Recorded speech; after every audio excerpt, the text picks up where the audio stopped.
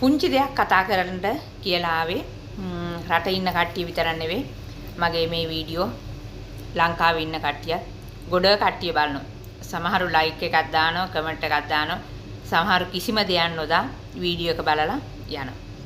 ඒකට කමන්නේ මම මේ වීඩියෝ දාන්නේ ලයික් එකක්ම බලාගෙන නෙවෙයි. එහෙම ලයික් පස්සෙම යනවනම් මොන කට්ට කාලා හරි දවසකට වීඩියෝ 5ක් විතර දානවා ලයික් එකක්ම හොයාගෙන යනවනම්. නෑ එහෙම යන්නේ මම මේ ඉන්න ගමන් ඔයාලටත් වටින දෙයක් මේ වීඩියෝ ඇතුලේ ගොඩාම තියෙන මගේ ජීවිත කතාව. මගේ ජීවිතේ මං විඳ අත්දැකීම් තමයි මේක ඇතුලේ ගොඩක් තියෙන්නේ. ඉතින් පුංචි දෙයක් කියන්නද මං ඔයාලට? අත්හදා බලන්න. බොරුවක් නෙවෙයි. සත්තයි සහතිකයි අද්දුටුයි. ජොබ් එක මොන්න රස්සාව කරවුවත් කමන්නේ ලස්සනට ඉවසන්නකෝ. 100ක් කැමර දුන්නත් කමන්නේ පාඩුවේ ඉන්න උත්සාහ කරන්න. 10ක් කැමර දුන්නත් කමන්නේ එක වචනකින් දෙකකින් ඔයාට පුළුවන් නම් කතා කරලා ෂේප් වෙලා නිකන් ඉන්න. ගොඩ කට්ටිය ඉන්න මං සියල්ල දත් කියලා හිතෙනවා. ඒ කියන්නේ මම තමයි ලොක්කා, මම තමයි දන්නේ. එහෙම කියන කට්ටිය ඉන්නවා. ඔයා තමයි සියලුම දේ දන්නේ කියලා ඔයා එතනින් හිමීට අයින් වෙලා යන්න. කොච්චර වැඩ තිබුණත් කමන්නේ ලස්සනට hina වෙන්න. හිත සතුටින් ඉන්න. කා එක්ක කතා නොකරවුවත් කමන්නේ මේ වැඩ සේරම ඉවර වෙලා ගිහිල්ලා ඇඟපත හොදගෙන ඇඳුමක් දාගෙන ඇඳට ගිහින් ඔයා එක්ක ඔයා කතා කරන්න. පුදුමාකාර සතුටක් තියෙනවා. අයියෝ කියාගෙන උදේට මහ පොළවට නගිනකොට අනේ කවදා මේ කර්මෙ නිදහස් වේද? අදත් මෙහෙමයි කියාගෙන නම් නැගිටින්න නම් එපා පුතෝ. සුබ දවසක් වේවා. මම ඔයාට ගොඩක් ආදරේ කියලා මේ මහ පොළවට අඩිය තියන්න. ආදරෙයිම තමයි. මම ශක්තිමත් ගෑණියෙක් කියලා අඩිය තියන්න. ඔබ ශක්තිමත් ගෑණියෙක්ම තමයි. අවංකවම මම කියන්නේ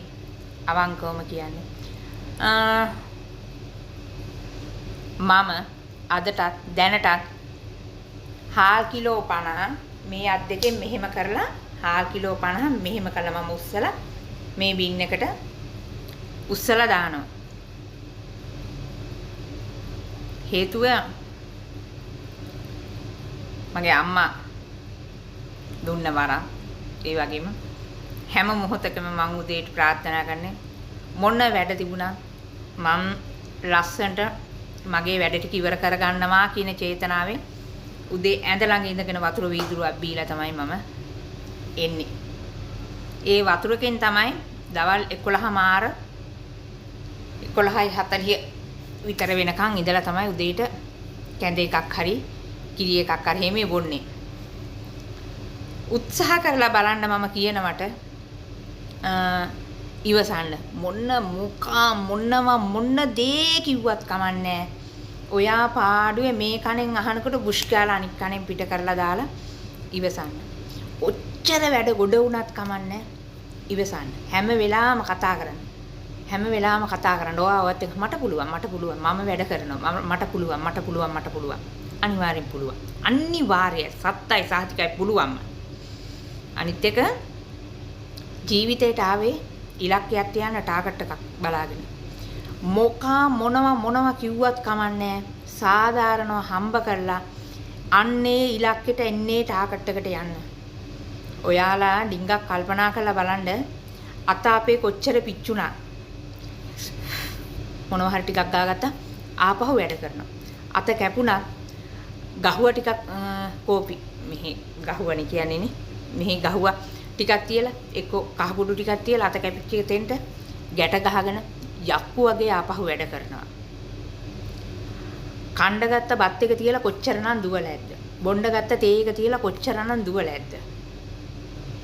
ඒ ඇයි අපි මේ රස්සාවට කැප වෙලා තියෙනවා.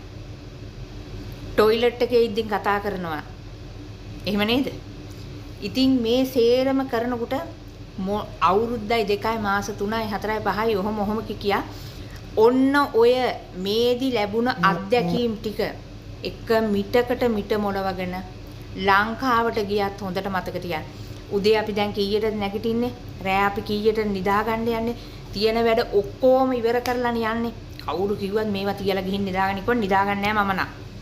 ඒක තමයි ඇත්ත. ඒ වගේ තමයි හැමෝම. ඉතින් එතකොට ඔන්න ඔය දැන් මේ රට ජීවිතෙන් ලොකු අත්දැකීමක් ගත්තා. අන්නේ අත්දැකීම ලංකාවට ගිහින් ඔය නිකන් හිතන්න බලන්න ලංකාවේදී අපි අතක් කැපුණා නම් මොනවා හරි වුණා නම් උණක් හැදුනා නම් අප්පා වේදනාවක් ආවන්න නැගිටින්නේ නැහැ අපේ රටේ. දැන් මෙහි අපිට ඒ කෙරුවාව කරන්න පුළුවන්ද? බෑ. ලංකාවේ හිටමු අපිම නේද මේ රටකට ඇවිල්ලා රස්සාව කරන්නේ. කාත් කවුරුත් නැති නොදන්න මිනිස්සු ළඟට නොදන්න භාෂාවක් කතා කරන මෙලව දෙයක් නොදැනනේ අපි මේතෙන්ට ආවේ. අද අපි කොච්චර හොඳ පඩියක් ගන්නවද? අපි මේ කට්ට කණ්ඩ අපි පුරුදු වුණා. දැන් මේ කට්ට කණ්ඩ හයි වෙච්ච උඹලා ලංකාවට ගිහින් අර ඉස්සර ලංකාවේ හිටපු සැහැල්ලු තත්ත්වයට ආයි යන්න එපා. මොකද අපි මේකෙදි දුක් විඳලා හම්බ කරලා ලංකාවට ගිහිල්ලා ඒකෙන් යම්කිසි ප්‍රයෝජනයක් ගන්න ඕන. මං අද මෙතනදී මේ කතා කරන දේ මම ලංකාවට ගිහින් මං කොතනද හිටගන්නේ කියලා මැරෙන්නේ නැතුන් හිටියෝ. මැරෙන්නේ නැතුන් ලංකාවට ගියොත් මම මොන තැනකින්ද මම හිටගන්නේ මොන වගේද කියන එක අනිවාර්යෙන් මේ අද කතා කරන ශානි අක්කා, සුවර්ණ අක්කා, ශානි අම්මා එදාටත් කියනවා. හිතට ගන්න, හදවතට කතා කරන්න.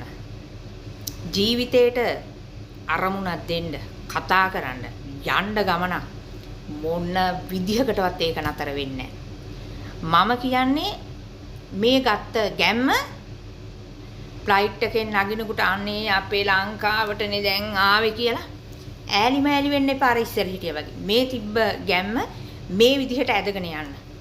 එතකොට පුළුවන් ආයෙමත් ඇවිල්ලා රටම අපි මේකෙම ලගින්න ඕනේ.